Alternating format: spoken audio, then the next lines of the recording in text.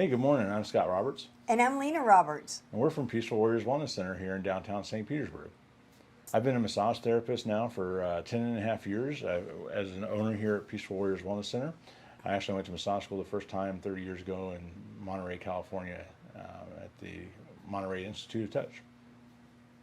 How long have you been practicing? I've been practicing 3 months less than you. We went to Cortiva Institute up in Pinellas Park, and Scott was 3 months ahead of me in class. And so I graduated in 2011. And I was in June, you were in October. Yeah, we graduated, and I just started taking classes like immediately after I graduated. Yeah, so what are some of the things that you've become certified in and are familiar with? Well, today we're going to talk about you. Right, but And what are some of the things that you learned? well, I have learned Himalayan salt stones. That was my first certification, and I fell in love with it. Salt stones are just amazing. And then I went to Medicupping, and I love the Medicupping. We're going to talk about that in a little while also. Different segment, yeah. And then I went into reflexology. So, and whenever I got into the reflexology, I just got hooked because it was like, this is what I've been meaning to do all my career. And I'm a We'll nationally, talk about that in the next one. yeah, I'm a nationally certified reflexologist, which meant I went and took a test that was way, way too long and way too detailed, and I passed it. I'm certified in neuromuscular therapy, myofascial release, deep tissue, sports massage, active isolated stretching, cupping, scraping, which is also instrument assisted soft tissue mobilization, rock tape, and I've taken quite a bit of the Eric Dalton CEUs online, and have learned from the shoulder jam, the hip jam, and coming up soon the neck jam, which will be fun. That's a series of instruction from about 10 different therapists that are well known throughout the industry. I've also been a personal trainer, specialized in TRX suspension strap training and physiokinetics, which is a corrective exercise program. He does a lot. I mean, Scott and I are usually in some kind of a class just about at any given time. And I think it's important to always be able to be confident in what you're doing, while still being humble enough to know that you don't know everything and you still need to learn as you go, not only through continuing education, but with each and every client that's on the table, so you can actually be in tune and be present and meet their needs. Yeah, so it takes some of that humility at the same time. because everybody's different, and what works for one person may not work for another person, and it's really nice to have a huge toolbox that you can pull from as Yeah. to what will work with that person. I find that works best for me. Yeah. Yeah. All right. So what are we going to talk about today? We're going to talk about active isolated stretching. Oh, And that's a great Aaron topic. Mattis. Well, Aaron Mattis is an amazing individual. It's been an honor to learn from him, and all the different people that are associated with him, whether it be his son Lance, Eric Wilson, Vicky. I forget Vicky's last name. She's been with Aaron Mattis for a long, long time. William Blackburn is a friend of mine. We actually went to our first active isolated stretching class together, and through the years, every time we get together, it's like two brothers that just get along great. And he's a wonderful individual. He's practicing down further south from here, but great guy. But active isolated stretching is something that Aaron Mattis designed and invented and came up with many years of practice. He's worked with a lot of different collegiate teams. He spent a lot of time studying in a cadaver lab, pulling and turning and twisting and measuring the length of different muscles at different points, and just really learning how to isolate. That's where the isolated comes in. Specific muscles to get them to lengthen to their longest point with a certain rotation and or angle of movement. And it's just really has changed the way I view the body, and it really changes the way that I assess it and work with it to figure out what's going on for that individual. So it's been incredible and I've taken this class numerous times over the years. Numerous times, went down there and done helping and I assist the teaching of some of the classes down there. So I've been through the basic class probably six or seven, 8 times, maybe somewhere around there, and the advanced class one time, and it's just incredible. The active part is what gets most people. So a lot of times in my massage sessions, when I'm doing just some stretches without it being the standalone active isolated stretching treatment, I'm doing more passive isolated stretching. So it's me assisting them in actually doing and lifting and moving the limb for them. If you're actually doing active isolated stretching the way it's designed, it's work. It's work. And the reason being is that there's a neurological component to everything that you do with the body, right? Everything is connected to the nervous system. So when you activate a muscle, the opposing muscle gets a signal from the brain at the same time to lengthen. So when you activate one, the target muscle that you're trying to stretch is already trying to lengthen, and you're working with that movement to create more stretch. So it's really so intuitive, but it is like a workout. And what I mean by that is we usually do 8 to 10 reps, and in cases where we find muscles that need more attention than others, we may do several sets. Show me one with my hand. Well, actually, it's easier. We'll do a few here in a few minutes to show people what they can do on their own. Okay. With some head and neck stretches, because I think that's really a great idea, and I planned on doing that. So active isolated stretching can be done on your own, or it can be done through, working with someone that's trained in it to assist you. I always recommend that if you can, you do it with someone that's knows the stretches and can assist you, and will teach you how to do it on your own, so that you know what it's supposed to feel like when you're doing it. Yeah. Without me being there. Right. So it's very active. It's most of my clients that are coming in for a standalone active isolated stretching session are staying in their gym clothes on the table or in this chair that I'm sitting in. This is actually an Aaron Mattis design chair that I'm sitting in. Yeah. And it's just a really neat design in the sense that the back of the chair was narrower, because there are certain twists and angles and movements of stretch that you want a narrow back chair as opposed to the full broad back chair. You're not looking for as much support, but more freedom of movement. It also comes with a really nice little Velcro strap, so you can strap yourself to the chair. It helps a lot with some of the torso stretches, some of the side leaning stretches where you wouldn't be falling out of the chair. The assistant actually puts their foot on the back bar. There's a bar on the back of the chair so that it doesn't flip over with you in it. Yeah, so well-designed chair and a great system. But there's also another principle that's very important with active isolated stretching. So most people are taught in their stretching protocols to hold a stretch for a prolonged period of time. It can be effective to do that. Yoga is a great example of something like that, right? Yoga holds their poses for 30, 60 seconds sometimes, Sometimes even the yin yoga is like 5 to 8 minutes. Right. So at some point in time, the muscle, when you go into a stretch, or if you move something too fast, you'll see this with athletes, or if you just try to lift your leg too quick, the muscle will spasm. It'll actually tighten and resist going any further. Mm-hmm. That is designed to protect itself so that it doesn't get the muscle doesn't get torn off the bone. So it's a protection measure. Once that muscle decides to tighten and spasm, you're not going to get any more stretch out of it. You're done with it. Right. There's about 2 seconds worth of actual stretch that you're getting before it says no.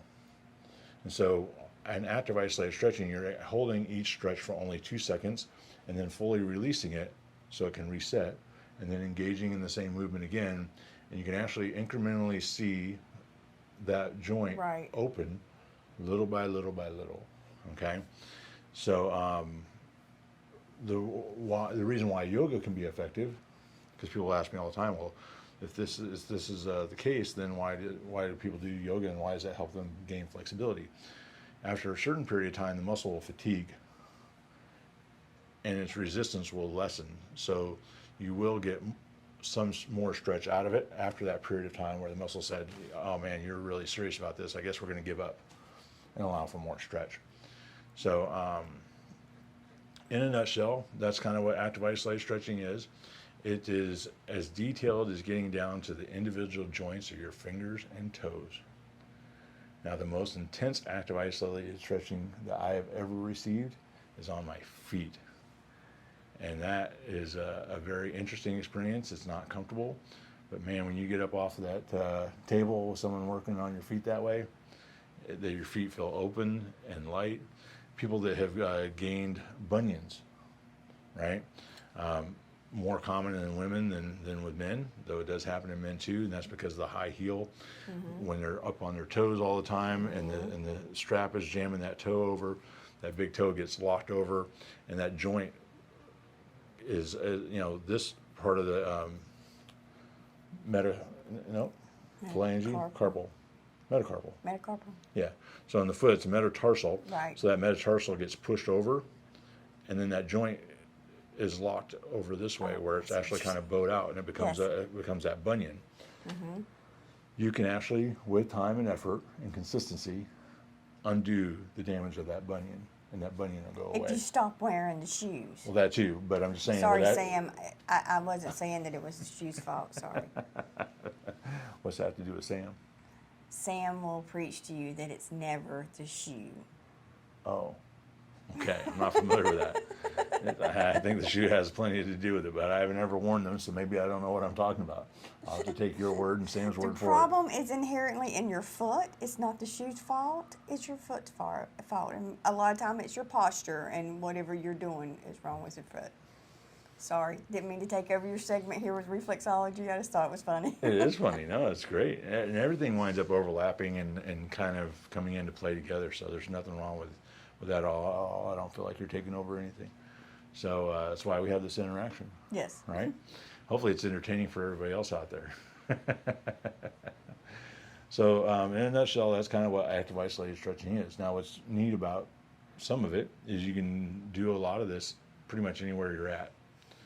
So there are a lot of people watching that have desk jobs, maybe working from home, and they realize that after an hour, 2 hours, 3 hours, 8 hours, some people just get locked in at their desk and don't even move out of that desk except to get up to get something to drink, to eat, or to use the bathroom, right? And that's all, and then they're back in that desk again and tap, tap, tap, tap, right? We're definitely locked in a lot of times. There's some things that you can do sitting at your desk that would be very helpful. Like what? Some head and neck stretches. Oh my gosh, we're doing these now. Okay. Sure. Sounds like a great time to me. What do you think? Okay. All right. Let's do it. So some of these we're going to be a little too close for, but we'll have fun with it anyway. Okay. So the first one we want to do is some head and neck rotation. I cannot tell you how many times I go with a client to do some head and neck rotation, and I know for a fact they cannot check their blind spots. It is a darn good thing that today's cars have all these wonderful bells and whistles and warning signals, so that when they hit the blinker, the car tells them that it's not safe to merge because they can't check their blind spots. So turning your head to the left, reaching up with your hands, your left hand on your temple, your right hand behind your left ear, and just give yourself a little bit of a gentle assist.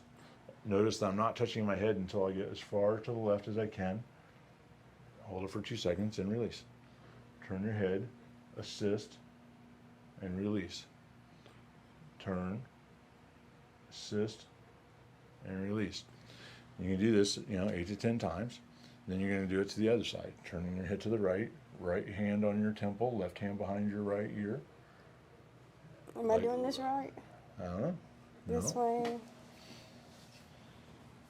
There you go. This way. Oh! Uh-oh. It's my coffee, sorry. It's okay. That'll help me smell like coffee all day. Maybe that'll be a good thing. All right. So again, you're just reaching up with your right hand on your temple, left hand behind your ear. Left hand behind my ear. Yeah. There you go. There we go. Okay. Why was that so difficult? I don't know. And now you're not turning your whole body. You're just turning your head. Turning this way. Because you're not in the car checking your blind spot, needing to turn your whole body. Okay. So head and neck rotation is a great one that you can do pretty much anytime, anywhere. Lateral flexion. So you're going to take your left ear and pull and move it towards your left shoulder. You're going to reach out with your left hand just over your right ear, and just the weight of your arm will be plenty. So again, it's about a 2-second hold, and then you're going to release, come back up to neutral. To the left. All right, we're only going to do 3 on each side for now, just for time's sake. But you can do as many as you feel that you need to help you get through your day. Now, probably one of the most important ones is also the most awkward. Okay. I'm going to turn a little bit to the side so that people can see what I'm doing. Okay. But the muscles on the front of your neck are the ones that are pulling your head forward and putting all the pressure on the muscles on the back of your neck. So we feel all this pressure and stress back here at the base of your skull and then the top of your shoulders, because that's where the muscles are going, right? Those are being stretched and lengthened all day long. They're just being pulled like a rubber band, just yanking and yanking and yanking the whole day long. So if I'm wanting to stretch the left side of the front of my neck to take pressure off the back, I'm going to turn my head to the right, reach up with my right hand just above the left ear, and now I want to move, and again, I'm not pulling, I'm moving and pulling at the end, my right ear to my right shoulder blade. You want to feel that right along the front on the left side of your neck. Come back to neutral. Ooh. Turn your head to the right. I feel that now. It's also very important to remember to breathe. You want to be exhaling during those stretches. Okay? Do me a favor, hand me that green strap hanging there for me. All right. Your shoulders are also being pulled forward and rounded all day long. And this is something you can do pretty much anywhere that you're at. You're just going to take your arm slightly forward, just about 5 degrees forward, and your elbow open at about 95 degrees. And now I'm just going to reach back here with my left hand. I'm going to reach back with my right hand as far as I can. All I'm doing is rotating the shoulder. I'm not actually moving the upper arm at all. It's just twisting in the socket. So that's a great stretch that you can do anywhere. You can use a piece of rope or a broom handle, anything that you happen to have around. It doesn't have to be one of these fancy stretch out straps. If you happen to want one, we do sell them here at the office though. Okay, so that's a great stretch that you can do there as well. So there's a couple of neck stretches and a little bit of a shoulder stretch. Another easy one that you can do, I don't know if you'll be able to catch this in the video, but at the angle, just put your hand on the wall or on a door frame, and now gently twist away from your anchor point, and that's going to help open up the front of your chest a little bit.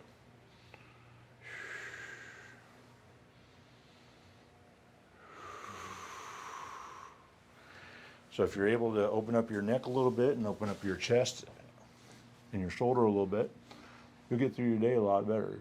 You'll find that you'll have a lot less pressure and stress in the back of your head and neck. So in a nutshell, that's a little bit of active isolated stretching. If I were going to assist Lena, can I have you turn to the right a little bit? Not quite that far. I'm going to go right here. I'm going to take this arm up here. Okay, and we're going to do a little bit of shoulder rotation. So what I want you to do is I want you to reach back towards my forehead with the back of your hand, right? Breathe out. Reach. And this is something that even as couples you can kind of do with each other and help each other out a little bit. And I'm only using a couple pounds of pressure. I'm not going to wrench it. I don't want to yank it. I'm not going to hurt her. I want to earn her trust, right? Reach and breathe. Good. All right, and that'll help open up the shoulders and keep them from pulling forward. Yeah, because I like this. Okay. This is base for me. It is for most people, actually. It's with our devices and everything, we're constantly leaning forward on our phones and tablets, keyboards and computers. We're driving, we're cooking. All of our activities are right here in front of us because that's where our eyes are. Yeah. And we're very visual dependent, right? So it's very natural for that. But then from a strengthening perspective, which active isolated stretching encompasses quite a bit of that as well. Once you've stretched muscles, then you need to strengthen the opposing muscles so that the balance in the joint is more natural and neutral to where it's supposed to be. So strengthening those muscles using a dumbbell and doing some rotation, for example, to strengthen those rotators, right? I'm not going to hit you. will help resist that forward pull also. So those are all just different things that you can do to help yourself. That sounds like it works. I see it works, and I really want to learn the AIS for the feet. Yeah. Yeah, I would like to really go through that. Where's that at over here? I don't really think it gets into the feet on these posters. Okay. These posters are designed for the more common larger joints and movements. It gets into the wrist a little bit behind you. I know this is what I had. But the fingers and stuff you can get into. You can even take something as simple as a rubber band in your office and do strengthening exercises to work the individual joints in your fingers. Yes. And do a lot of that type of stuff. He's very good with all that through his classes. It's actually pretty neat. And the advanced class gets a lot more into the strengthening aspect of it than just the stretching. So, I think you have to take the basic class a couple times before you can actually take the advanced class. Oh, really? Yeah. So you couldn't just show me? Of course you can. Matter of fact, I have books. Oh, you have books. I love books. Books are great. So I don't even have to show you. You can showing you is one thing, but the books. Does he have any will help you. DVDs? Yeah. Oh yeah, maybe we should get a DVD. I like DVDs. So the other question I get asked a lot is how long is an active isolated stretching session? And I'm going to tell you that it depends on a few variables. What is it specifically that you're wanting to get stretched and worked on? If it's something like upper body only, an hour will be fine. If you're wanting something more full body, pretty much 90 minutes is the minimum, but 2 hours would be better. And so if I'm getting into wrists and elbows and knees and some of the other things that get a little bit more detailed than the head and neck, the shoulders and the hips and legs and torso, then I'm going to need more than that, 90 minutes. Yeah. It's a very intensive, and that's why I say it's much more like a workout. You got to be prepared to come here and be the primary mover in each of these movements for that time. Yeah, it's not a relaxing massage. It's not a relaxing massage at all. Not that most of my massages are not anyway, but most of my massages I'm still doing in a relaxing, calm environment. It's relatively dark in here and nice soft music playing. I'm still doing intense, deep therapeutic work. Right. But it's the active isolated stretching session is done with the overhead lights on. It's like going to the gym. Yeah, it's a workout. Yeah. So, in a nutshell, that's active isolated stretching. If you're interested in receiving a active isolated stretching with me, please call us at the office, 727-822-8866, and we'll be glad to get you scheduled and help you learn how to do some of these stretches on your own and take charge of your own flexibility and range of motion. You can also go to our website and schedule online with you there. Yep. I don't think we have the active isolated stretching sessions we do. standalone on there. We do. Do we? Okay, Yep. Great. Then, you can definitely do that. Okay. Thank you very much. Thank you. It's been fun.